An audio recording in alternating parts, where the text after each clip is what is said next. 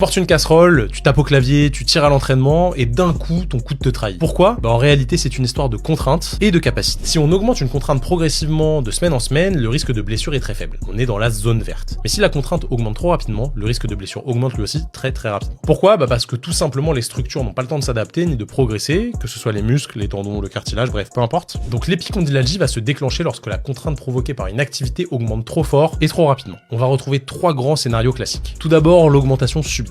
Cas le plus classique, prenons l'exemple de Didier, salarié chez Renault qui subit l'arrêt de son collègue Patrice pendant 2 semaines. Patrice n'est pas remplacé, Didier va donc devoir mettre les bouchées doubles. Ou alors Benjamin, escaladeur amateur qui après s'être fait froisser par Ben au bloc est passé de 2 à 4 séances par semaine pour laver cet affront. Deuxième cas, la reprise trop intense. L'autre scénario, qui remplit les cabinets de kiné en septembre et en janvier, c'est le retour de vacances. 3 semaines à boire des margaritas à Cancun en août, en ayant levé ses fesses du transat pour aller rechercher une boule de sorbet fraise, ou alors 2 semaines en décembre à enquiller des huîtres, le tout en ne faisant aucune activité physique. Bref, retour au taf ou à l'entraînement dès le mardi de la rentrée, et là, paf, c'est le drame. Et ouais, le corps a eu le temps de régresser pendant ces 2-3 semaines, et en reprenant comme avant au boulot ou à l'entraînement, c'est trop. Bon, pour l'entraînement, t'avais le choix de reprendre plus tranquille, mais bon, tu l'as pas fait. Et dernier scénario, la fatigue. C'est le moins évident des 3 à déceler, le plus pernicieux, c'est le coup de fatigue. La contrainte ne change pas, toujours 8h-17h au travail avec le même rythme, ou toujours tes 3 entraînements par semaine sans augmentation de l'intensité ni du volume, mais ponctuellement tu dors moins bien pendant plusieurs jours ou tu es plus stressé. Ton alimentation se dégrade, et bien tous ces éléments vont impacter ta capacité à encaisser de la contrainte. À toi de voir si tu rentres dans une de ces cases, mais ça te donne des idées. Demain, on parlera des habitudes de vie qui empirent la douleur, même si tu penses que t'as tout bien fait. Alors pense à t'abonner pour ne pas louper ça.